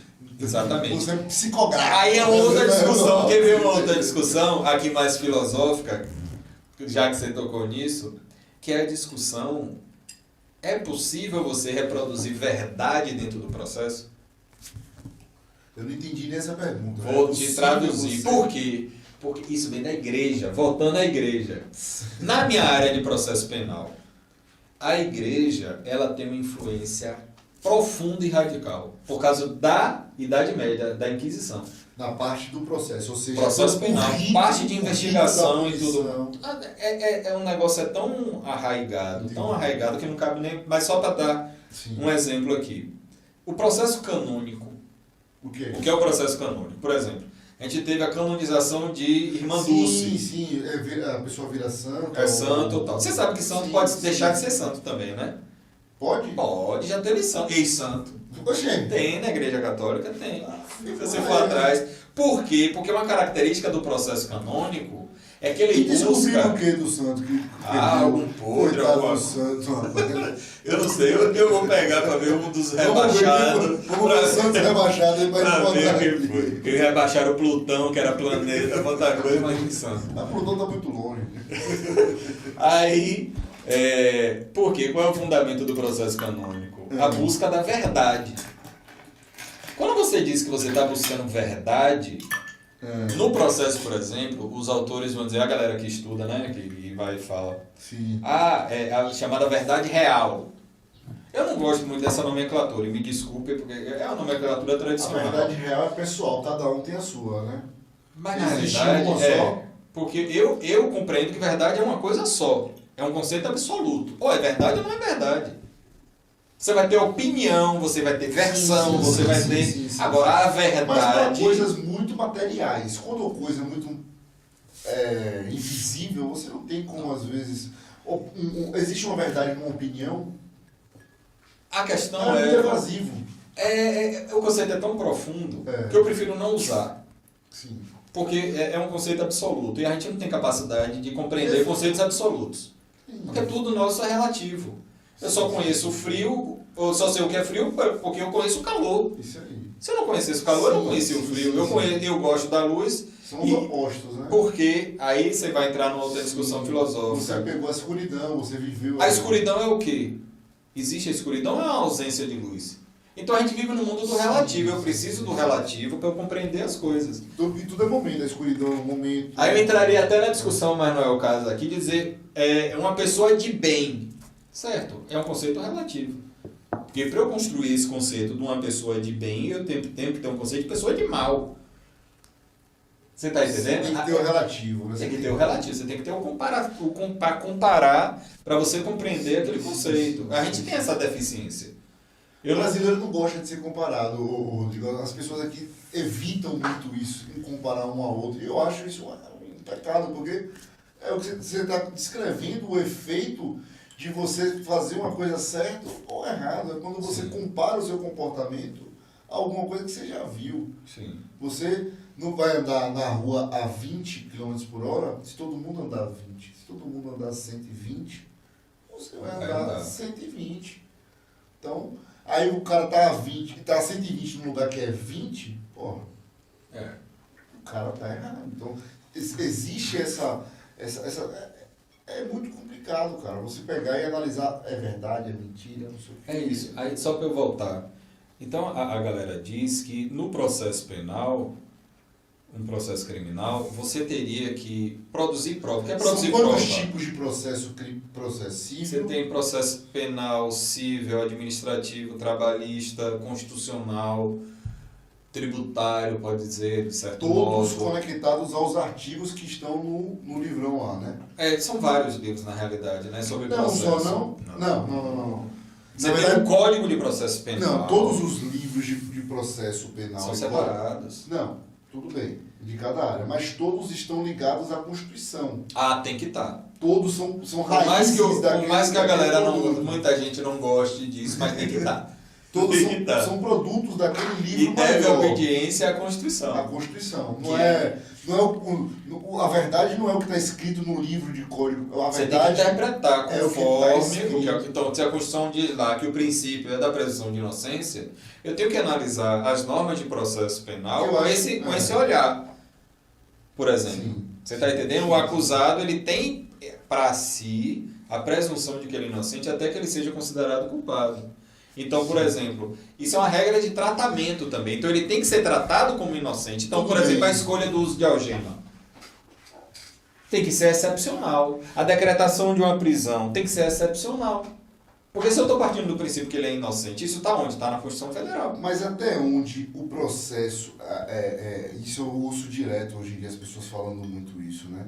Quem é escravo de quem? O processo é escravo da justiça ou a justiça é escrava do processo? Em que sentido? Eu não entendi. Um exemplo, você, para ter esse tipo de absolvição, você tem 2 estupradores. Um é rico e o outro é pobre. Tá, entendi. Então, um pode pegar e fazer vários processos... Ou seja, se existe 2 tipos de justiça, eu lhe respondo com uma pergunta. Existe 2 tipos de cidadania? Não, mas antes disso o processo penal, o processo judicial... Ele é previsto assim, ele não? É escravo da justiça ou, ao contrário, a justiça é escrava do processo? Você entendeu? Deveria. A justiça deveria ser escrava do processo? Escrava das regras que são estabelecidas para aquele jogo. Não é... Eu tenho a justiça e o processo deve ser... adaptado ao que é justo. Mas é isso que eu falei desde o início. Qual é a noção do justo? Porque nem mesmo o conceito de justiça é um só. Entendi. Mas basicamente a gente vive com os nossos processos porque a gente elige, a gente tem a Constituição formada, a gente já tem... Quer te dar um exemplo? Vou te dar um exemplo que envolve a punição e um conceito de justiça bem localizado no direito penal.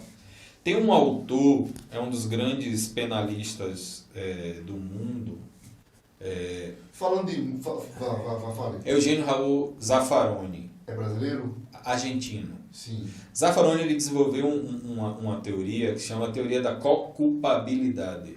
O que é isso? Sim. Quando você analisa quando alguém cometeu um crime, um dos aspectos se chama culpabilidade. Sim. Que é você saber, aí vai entrar a hipótese, por exemplo, de inimputabilidade. Se é menor de idade, não pratica crime, você não considera como crime, você vai aplicar um outro tipo tem um outro tipo de resposta. Um conselho, alguma coisa que vai... Se a pessoa não tinha condições de compreender ou de se comportar de um modo diferente naquele momento, você também vai aliviar a barra da pessoa. Zaffaroni, ele cria uma teoria que ele diz assim, ó, se o Estado contribuiu para colocar aquela pessoa naquela condição em que ela praticou o crime, também para ele deve ser diminuída a coisa. Desculpa, Paulo, mas eu acho que isso porque... Isso é uma noção de justiça. Mas o crime não está ligado muito mais à índole do que ao Estado? Isso é uma concepção. Porque a gente fala das comunidades. Eu vim de comunidade, por exemplo, eu vim lá da Brasilândia, São Paulo, Freguesia do Ó. E, cara, quantas pessoas ali não são boas e são altamente massacradas pelo Estado? E ainda assim não vão praticar ao crime, entendeu? Então, eu não acredito muito nessa coisa. Eu acho que eu prefiro ainda ficar mais com a questão da índole, que é uma briga muito grande. Isso é um aspecto. A índole, tem algumas áreas da criminologia que vão analisar a criminologia, o delinquente, vamos dizer assim, justamente por conta do que você está falando de índole. E tem outros ramos que vão analisar outras coisas. Por exemplo, vão discutir, e o que é o crime?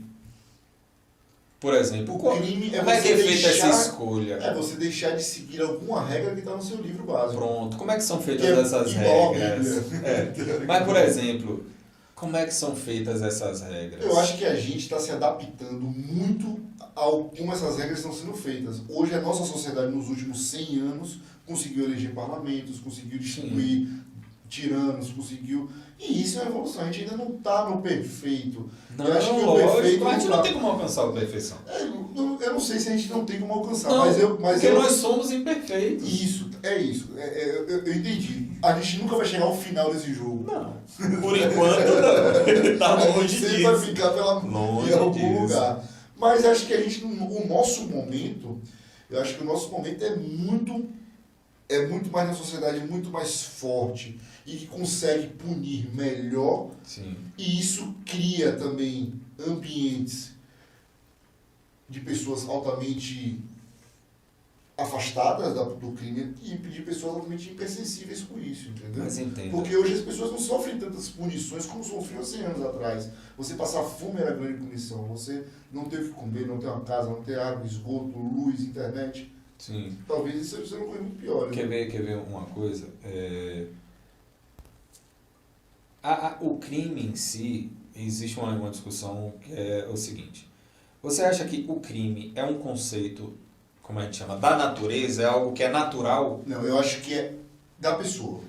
Não falo da prática em si, mas você considerar uma conduta... É natural, isso está no DNA. Como crime. Uma pessoa recebe essa informação do cérebro através de alguma coisa que o corpo dela faz e fala, eu preciso cometer esse crime. Não, mas eu entendo. Eu estou entendendo aí você como o que é que leva uma pessoa a cometer. Isso. Mas eu estou dizendo de um outro lado. Como é que são feitas as escolhas para dizer que aquela conduta é criminosa e outra não é? Eu vou para esse lado do ANCAP, porque eu adoro esses anarcos, eu acho que os libertários são muito bons nisso, desse pensamento de que isso nós já temos hoje na nossa sociedade, o direito penal, tudo isso, que já conseguiu mensurar alguma coisa do que foge à nossa moral. Eu acho que o efeito moral, o que fere moralmente a pessoa é mais crime do que fere eticamente, entendeu? Ou seja, matar é um efeito moral. Você você é um assassino. Você roubar, talvez uma coisa mais antiética, né? Sim. Então, eu acho que quando ofende mais a moral, é mais crime. Quando ofende mais a ética, é coisa mais... Você resolve ali então você ou com 2 luvas de boxe, ou com duas garrafas de cerveja. Então, o que você está me dizendo é que você considera que existem determinados tipos de, vamos dizer assim, eu não vou chamar de bens, que é como é chamado no direito penal, mas de valores ou de coisas relacionadas com o ser humano que são mais importantes que outras. Acho que isso é... A liberdade sexual, por exemplo, a dignidade Sim, sexual. eu acho que isso aí é totalmente da pessoa. É a liberdade pessoal, individual. Que o americano preza muito na Constituição dele. Sim. Acho que nós devemos ser mais livres como pessoa. Sim. Né? Então você concorda que vão ter outros tipos de fatos que são criminalizados que também não, às vezes não deveriam ser. Não, lógico. Eu entendo que você Tá roubar entendendo? eu entendo que você roubar de um restaurante não seja um crime capital. Ou roubar de um. Mas eu entendo também que não, aquilo, você roubar do restaurante não é culpa do Estado. Entendeu? Porque nós não chegamos ainda num ambiente, nós não somos uma sociedade madura o suficiente para estar num lugar onde tudo é bom. Sim. Infelizmente a gente ainda está nessa guerra. Nós somos privilegiados, nós estamos aqui Demais. dentro, fazendo na internet, conversando, batendo papo. Pô, mas tem pessoas que não são. E o que é? Eu tenho que viver com a culpa por causa disso, eu tenho que levar isso comigo. Então eu acho que a gente tem que mensurar de que nós, quem tem cabeça para pensar assim, quem quer ser radical, quem quer brigar, já faz isso, e a internet hoje, graças a Deus, dá espaço para todo mundo tem o seu lugar de fala.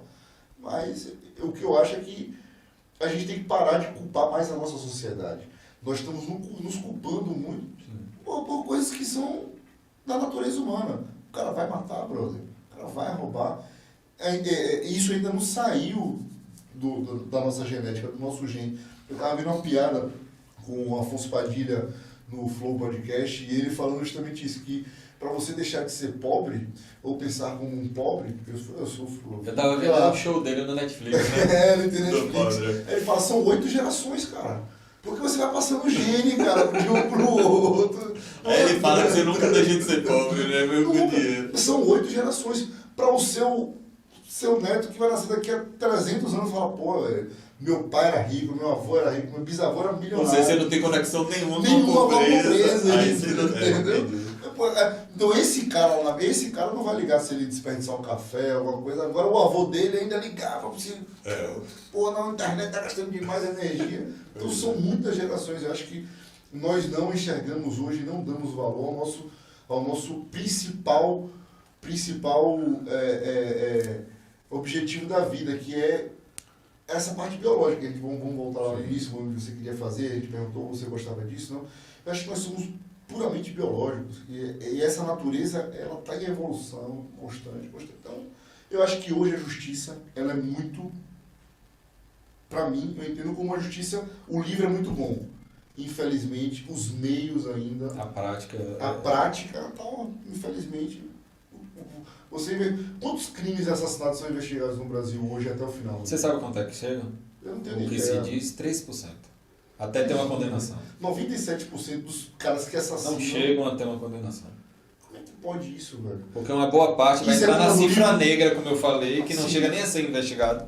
Sim. Não chega nem a ser relatado. Sim. E às vezes dos que chegam, que vão pra frente, o que dizem que chega é por volta de 3%. Isso é culpa do que é escrito no livro? Da não. Constituição? Tá bem escrito lá. Tá são as escolhas que a gente chama de política criminal, e já se diz de muito tempo, e dizer... aí entra para um outro problema. O sistema sabe que não tem condição de punir todo mundo.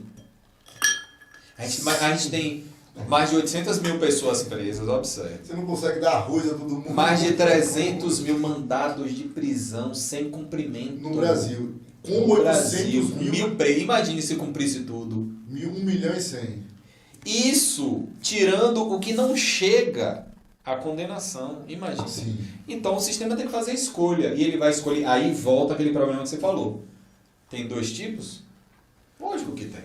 Lógico que tem.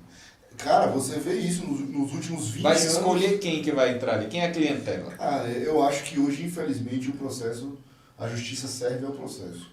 Eu acho que hoje os grandes advogados conseguiram construir rodovias pedagiadas onde eles têm todas as informações de como decifrar o código, né? Todos os caras... Um advogado hoje bom é a mesma coisa que um minerador de Bitcoin. O cara conseguiu descobrir ali... Ainda tem esses mineradores de Bitcoin? Eu estava falando, a gente estava em Petrolina hoje, passeando, e aí o Thiagão ensinando a gente aqui como utilizar o cartão de crédito no telefone. Você hoje não precisa mais passar o seu cartão, você chega com o telefone e clica, ou seja, até o cartão já está digital, você acha que a moeda não vai ficar digital? Não, lógico. Então eu acho que vai ter. Então, eu acho que um grande advogado é um minerador de Bitcoin, o cara consegue descobrir o algoritmo. Então ele vai ali, pega a lei e fala, porra, se eu falar sim para o juiz, o cara vai entender o que eu estou falando, entendeu? Entendi. Então eu acho que é uma loucura isso. Rubens, acho que é uma loucura, porque você dá uma ambiguidade muito grande. O que é crime para um é relativo para outro. E eu acho que nisso o nosso direito é o quê? O nosso direito a origem. o nosso direito ele é conectado ao que está acontecendo no mundo todo, ou ele é da área. enraizado numa cultura? Depende da área. A gente teve uma influência muito grande por exemplo, vou pegar a área de processo, Sim. do direito italiano. Você pega o direito romano, uma das grandes influências de processo que a gente teve foi o direito italiano, até hoje. Sim. No âmbito penal, criminal, as grandes mentes... Em que época do direito italiano? Na época da Segunda Guerra? Após a Segunda Guerra. Pós-guerra.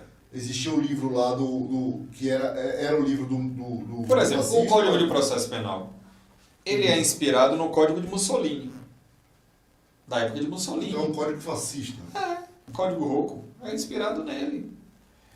Mas não só. No pós-guerra, por exemplo, veio para o Brasil um italiano chamado Enrico Tullio Liebman, mas ele é da área de processo civil, é de outra área. Sim. Ele que foi que influenciou toda uma escola de processualista civil, o código antes de 2015. Ele foi um acadêmico, foi através ele criou uma escola qual em foi? São Paulo, na escola, quando a gente diz assim, uma linha de pensamento teórico que passou para as outras pessoas. Tem alguma universidade que é baseada? A USP. A A USP, basicamente, toda vem dessa linhagem. Porque foi o primeiro que veio no Brasil, porque a gente não tinha essa tradição. Onde é que a gente ia para estudar? Na época do Brasil colônia, ainda império. Tinha que ir para Portugal, tinha que ir para Coimbra. Então a gente não tinha essa tradição. Qual foi a primeira universidade de direito no Brasil? A de direito? Foi na Bahia? Não, da Bahia foi de medicina. Medicina, né, cara? Agora de direito, eu não sei se foi. Eu não estou lembrando. Deve ter sido no Rio. Ou em São Paulo. No Rio e São Paulo. Sim, o Rio São Paulo. Não sei se foi da faculdade, que ainda era Estado da Guanabara, se eu não me engano. Então, a gente teve muita influência dos processualistas italianos até hoje, mas também dos alemães, porque os alemães não são desse meus irmãos de criação, o Vitor e Laura, eles são advogados também. E o Vitor uma vez falou isso, falou, não, tudo que nosso pai de criação, o Chico Carlos, falou assim, se eu tiver uma oportunidade de mandar você para Coimbra, ele falou, não, mas o meu direito é alemão, se eu tivesse que ir, eu tinha que ir. A área criminal é Alemanha. É Alemanha. Você agora me falou uma coisa que eu nunca ouvi. É a área criminal que é alemã ou é todo o nosso direito? Não é todo o direito, não. Olha como eu já poderia contar uma fake news aí, entendeu? Depende da área. Por exemplo, cada área é conectada a um... Hoje, por exemplo, há alguns anos, a gente está tendo uma influência muito grande para o processo penal, já tinha para o processo civil, por exemplo, do direito norte-americano. Processo penal, você já tem raiz influência, americana. por exemplo, a chamada justiça negocial, o plea bargaining, que é norte-americano, aquilo que a gente vê em filme, que é o promotor que vai propor um acordo e o cara cumprir para não ter processo. Sim, isso é americano. A gente já tem isso hoje no Brasil. Isso é americano. Isso é do direito norte-americano. Anglo-saxão, né? O inglês é assim também? Não, nem tanto. É mais o americano mesmo. Então você resolve ali e tal. Você tem um poder muito grande na mão do Ministério Público. Então o Ministério Público é que pode propor... Ou seja, o advogado até pode propor, mas ele não tem... Se o Ministério Público não aceitar... Não tem nada a ver com colaboração premiada. Entendi. Por exemplo, hoje a gente tem agora no Código de Processo Penal que se chama de acordo de não persecução penal. Que é esse tipo de acordo para não ter o processo. Aqui, eu vou te pedir para você... É o termo que eles colocam lá. A gente vai abrir um glossário aqui o que é persecução... É novidade do pacote anticrime. Acordo de não persecução penal. Persecução. Persecução é assim. O Estado ele tem o direito de punir. Certo? Sim. Ou seja, porque ele diz assim, você não pode resolver as coisas por sua... vontade, pura e simplesmente. Basta ouvir tribunal de rua do Rapa aí. Aí é outra história, é um mundo paralelo. Mas, digamos assim, o Estado diz assim, só quem pode punir sou eu. Punir o quê? Aquilo que é previsto como crime. Que está lá no Código Penal e tal. Quem é que pode aplicar a pena? O Estado, o Poder Judiciário. Sim. Eu estou falando aqui de teoria. né? Estamos falando aqui de teoria. O Estado, e ele diz assim, e para eu aplicar uma pena, eu preciso de um processo. Você vai passar por um processo. O processo é a se persecução. for, a persecução vai desde a investigação. Sim. É um compilamento. Como é que eu vou apurar e apresentar os elementos no processo de se o crime ocorreu e quem foi, em tese, o autor daquele fato? Quem foi que praticou? É uma sinopse. Aí você precisa apresentar isso no processo. Então a pessoa, ela vai... Quem é que pode fazer isso no Brasil? Ter o direito de acusar. A persecução é a acusação. Agora que eu entendi. Entendeu? Quem é que pode acusar? Tem alguém que pode avaliar e lá... E dizer que vai... falar. Se convencer, ó, realmente aqui eu acho que é crime, eu vou Entendi. dar início a um processo. Quem é? O Ministério Público. Só ele? Não.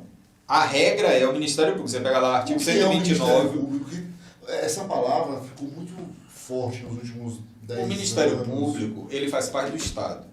Mas ele não faz parte da Justiça? No Brasil, Da CNJ? é uma das coisas que gera um pouco de confusão Sim. na cabeça das pessoas. Eu mesmo... Deixa eu explicar o Passo que. várias Por vezes. exemplo, no Brasil, é o que se fala, né? Quando você estuda, está estudando no Ministério Público, tal, no Brasil ele tem um modelo de Ministério Público que é diferente do resto do mundo, ou pelo menos de boa parte dos países do Ocidente. Porque nossa referência toda é ocidental. A gente não conhece o Oriente, praticamente. Muito pouco. Basicamente, a colonização.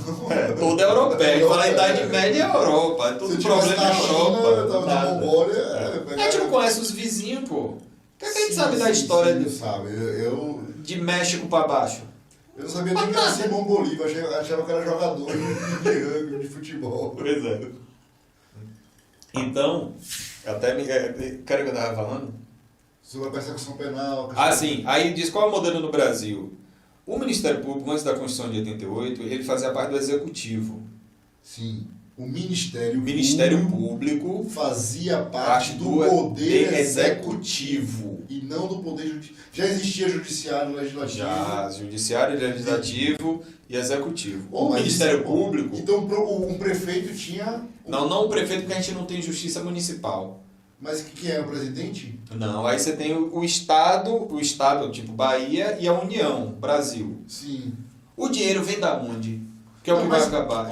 Como é que ele funcionava para o Poder Executivo? Quem é que geria? Por exemplo, a Secretaria de Segurança Pública. É do governador. Governador. Então o governador da Bahia que iria... Tinha uma vinculação com o Executivo. Você não chega hoje e diz, apesar da discussão lá do inquérito do Supremo, que o ministro Marco Aurélio suspendeu, de dizer que você vai mandar na Polícia Federal, por exemplo, o Executivo, no caso, a União. Eu acho que é um cargo tão... A polícia é tão grande, cara. Uma pessoa só, você acha que vai controlar o quê, cara? Não, mas é isso que eu estou dizendo. Por mais que você diga que tem autonomia, mas ao estar vinculado a um poder, eu entendi é complicado. Por isso a necessidade da independência. Aí, quando vem a Constituição de 88, o Ministério Público sai do Executivo. Tanto que alguns dizem é o quarto poder. Todo mundo fala. Tem autonomia financeira, autonomia administrativa. Diz que é um poder muito rico. Tem muito dinheiro. Como o judiciário, como o executivo, como outros ramos também. Aí o que é que ocorre? O Ministério Público, ele não é do judiciário. Ele é à parte. Sim. É uma estrutura à parte que tem algumas funções. Uma delas, no âmbito criminal, é proceder, às vezes, à investigação, que o Supremo autoriza, mas à acusação. Então, o Ministério Público, como regra, está lá na Constituição, quem é que tem ele é sempre o acusador. O direito... Ele nunca é réu. Não. Pode, a instituição em si não vai ser réu. Pode ser que um promotor seja réu. Em 99,9% ele é o acusador, ele nunca é o réu. O que? Não tem. O Ministério Público como réu de crime? Não. Você pode ter o indivíduo. Sim. Como você lembra aquele caso do promotor lá em São Paulo? Aquele caso famoso lá. Tem 2 tiros lá na menina. Acho que foi condenado ali, não foi? Cara, não lembro. Eu não lembro. Eu não lembro da Eu tava na faculdade, né? Foi década de 90. Eu vou me lembrar o nome dele, não é um nome estranho não. Tem uns 20 anos isso. Foi caso de linha direta. Linha direta. Rapaz, eu tinha medo daquele negócio, sabia? Tinha uns programas de linha direta. Linha direta. E aí, então, ele é a parte. Qual é a questão? Sua dúvida mesmo é saber, ele não faz parte do judiciário? Foi você que perguntou, não foi? Não, a minha dúvida é por que ele é independente? Pois é.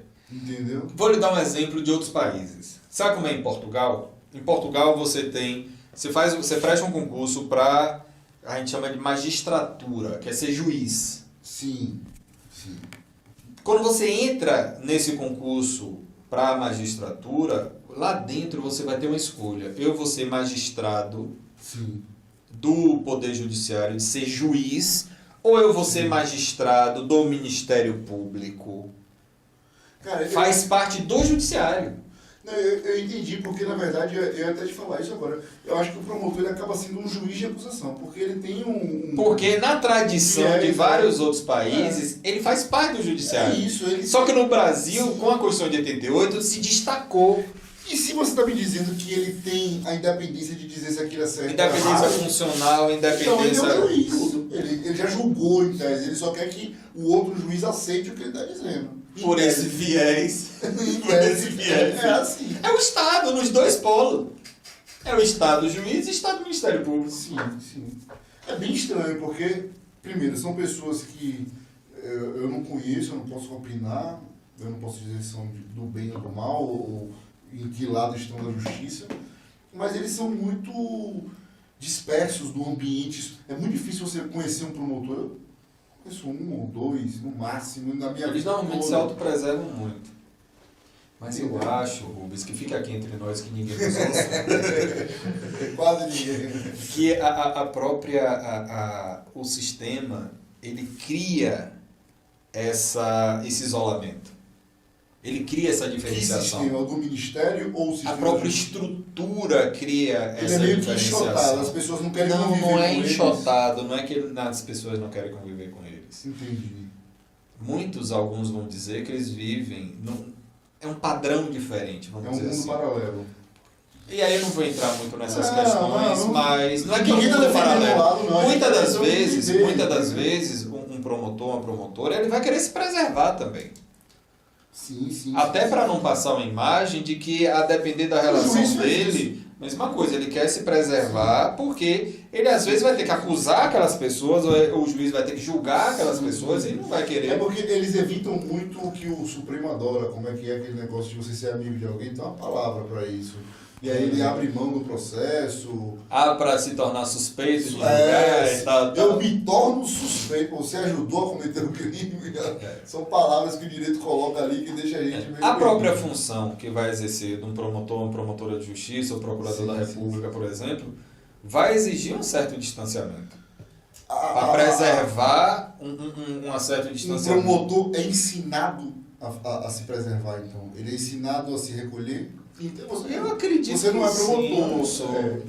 Mas eu acredito que às vezes é algo que é tão inerente, é tão natural a função que ele vai exercer. Um exemplo, quando a pessoa faz um concurso para promotor, para juiz, depois do concurso, ele é ensinado Uma escola. Ele é ensinado a ser um juiz? Tem uma escola. Tem uma A escola. depender do estado, por exemplo, o Tribunal de Justiça de Minas Gerais, eu falo porque foi um dos que eu mais conheci também, mas também no da Bahia, eles têm uma escola.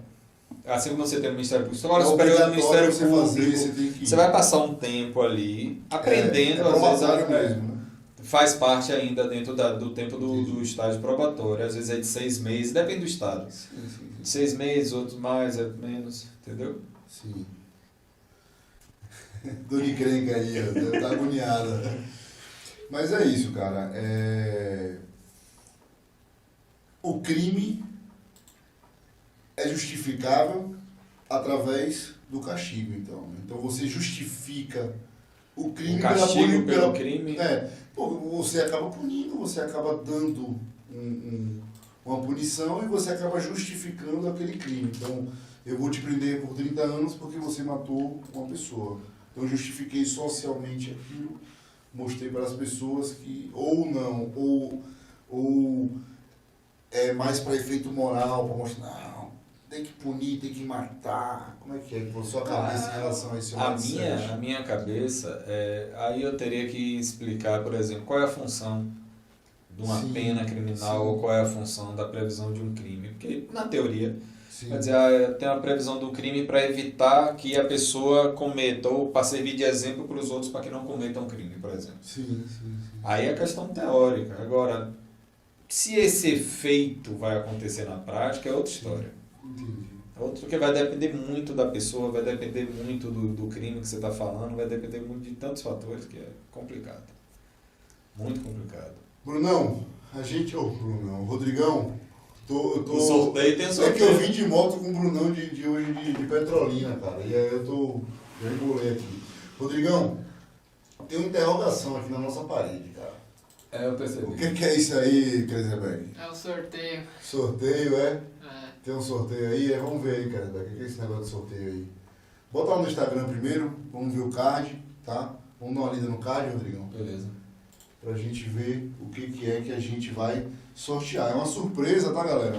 Então hoje é a primeira live aí, uma live que a gente, com certeza, Rodrigão, né, Rodrigão? Vai continuar, não? Com certeza. Vamos trazer outras pessoas aqui, bater um papo. Agora vai ficar assim, 2 contra 1 ou 2 contra 2, e a gente vai botar esse negócio para rodar.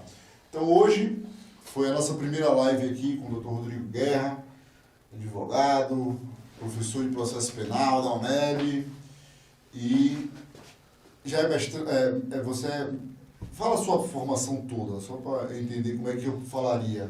Como falaria? Eu sou graduado em Direito. Graduado em Direito. Especialista em processo civil, mestre pela Católica, como eu já falei aqui. Sim. E estava doutorando pela Universidade de Coimbra. Doutorando pela Universidade de Coimbra. Sim. Então é isso aí, tá vendo? Olha o tema com que a gente falou hoje, um especialista. A gente vai trazer outros especialistas aqui de outras áreas. A gente vai trazer também alunos da UNOPA que se tornaram especialistas nas suas áreas, tá? Então, principalmente aqui do mercado de Jacobina. Uma coisa, Rodrigo, que a gente vai falar para todo mundo aqui é que um dos objetivos dessa live é trabalhar o mais regional possível. Não vai vir gente de fora não, cara. A nossa intenção é trabalhar os nossos vizinhos, quem está do outro lado da rua quando a gente passa para comprar pão. A gente quer conversar com essas pessoas, então a gente quer trazer a nossa cidade para aqui para dentro. Então a intenção inicialmente, basicamente, é trabalhar a nossa região, as cidades que estão aqui, de tudo, desde o artista ao professor, todo mundo, tá?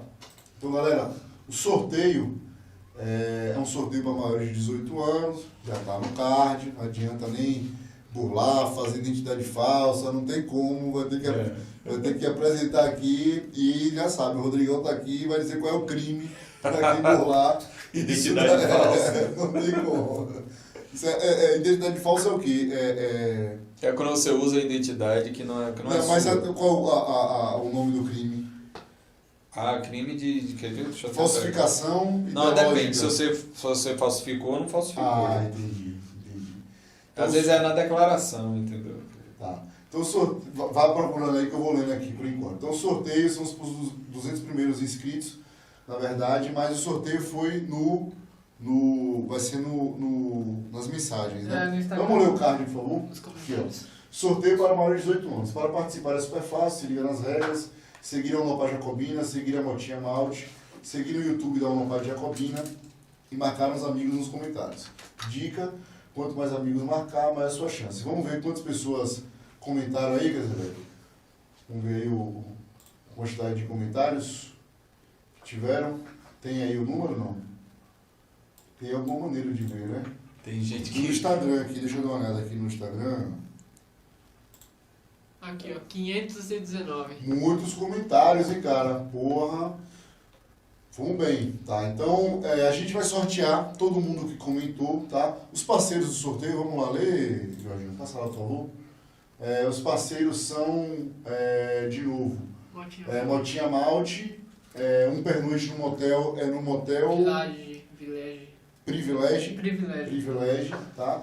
E um almoço em Carlos, ou não tem lugar ainda definido, né? Então tá bom. Então vamos sortear agora aí, puxa o sorteador e vamos ver quem é o ganhador aí desse brinde da primeira live aqui, a live friendly da UNOPA, uma live mais tranquila aí. Sorteia aí. E o ganhador foi Victor Carneiro. Victor Carneiro Mota. Tira uma foto aí, Jorginho. Se deu bem, Victor. Almoço, janta, café, ainda pode dormir lá. Se não tiver ninguém, vai lá assistir um Sky, alguma coisa lá. Ver o jogo. Tiver calor, tem ar-condicionado lá, só que o quarto é muito bom. Meu filho, obrigado, valeu. Primeira live aí, essa sexta corrida, vim hoje correndo, peguei na Literalmente, né? bem corrida. Aí agora a gente vai sair e vai continuar esse papo em outro lugar agora. Mas galera, valeu, obrigado. Valeu. E eu que agradeço também. As considerações finais agora aí. Não, eu agradeço o convite. Gosto muito de conversar, a gente conversar, e tem muita viagem, muitas coisas. E para mim é um prazer estar tratando desses assuntos ou de outros. Eu estou sempre à disposição e a gente precisando, a gente está sempre. Vamos fazer, a gente quer tornar o ambiente aqui mais leve, trazer as pessoas para o nosso dia a dia. Nós somos isso, cara. Né? O que nós fizemos aqui, nós fazemos lá em casa, numa mesa de bar ou